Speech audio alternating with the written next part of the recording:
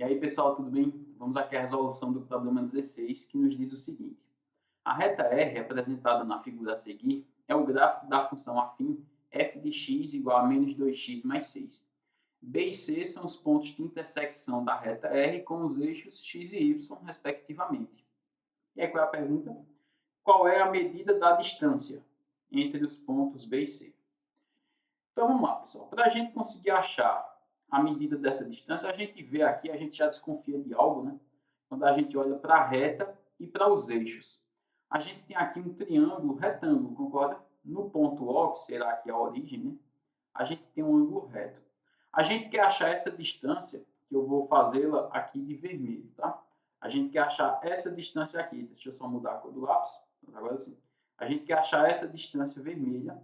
Eu vou chamar essa distância de D. E como a gente tem um triângulo retângulo, uma das primeiras coisas que a gente pode desconfiar aqui, que pode ajudar a resolver, é o teorema de Pitágoras. Na verdade, vai ser com isso que a gente vai conseguir resolver. Mas como? Então vamos lá. Eu tenho uma função. Lembra que f de x e y a gente utiliza aqui como sinônimos. Então a função é y igual a menos 2x mais 6. Eu não sei como foi que você no primeiro ano estudou a função do primeiro grau. Se você teve uma análise de equação da reta, que é o gráfico de uma função do primeiro grau, né? A reta. Se você teve essa análise na sua preparação, então é muito rápido para resolver aqui, achar o valor de B e C. Mas como algumas pessoas não têm essa análise, eu vou fazer por meio só de função mesmo, tá? Então como é que eu faço para encontrar o valor de B, por exemplo? O valor de B é onde a reta toca o eixo X. E o que é que eu sei no eixo X? Todo ponto que está no eixo X, a consequência disso é que eu sei que o Y dele vale zero. Qualquer ponto que esteja no eixo X, o Y vale zero. Então, o que é que eu vou fazer? Vou pegar essa função e substituir o Y por zero. Então, vai ficar zero igual a menos 2x mais 6. Esse menos 2x eu vou passar para a esquerda. A gente vai ter 2x igual a 6. E o 2 que está multiplicando eu vou passar dividindo. Quando eu passar dividindo, eu já vou colocar o resultado aqui, eu vou ter 6 dividido por 2, que a gente sabe que é 3. Então, o que é que eu descobri agora? Que o local onde essa reta passa no eixo X é no ponto 3, com x igual a 3. Então, o que é que isso significa?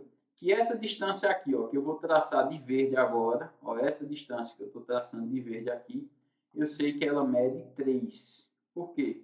Porque eu sei que o x aqui no ponto B, nesse ponto que eu estou marcando azul, mede 3, tá? E agora como é que eu vou achar no y? E aí, usando um raciocínio parecido, todo ponto que está no eixo y, o que é que eu posso afirmar sobre ele? Que o x vai ser igual a zero. Então, eu pego a mesma função, que é y igual a menos 2x mais 6, e agora eu vou substituir o x por zero. Eu vou ter que y é igual a menos 2 vezes 0 mais 6. Aqui a gente corta, porque menos 2 vezes 0 é 0, né? E eu vou achar y igual a 6.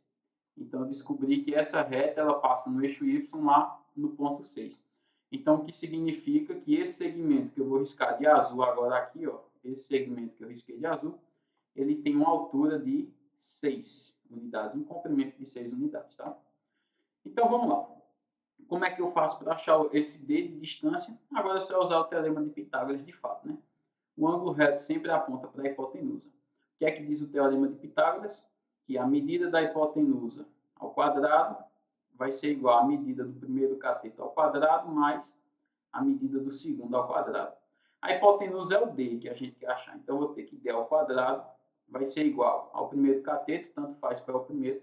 Então, aqui eu vou colocar 3 ao quadrado mais 6 ao quadrado.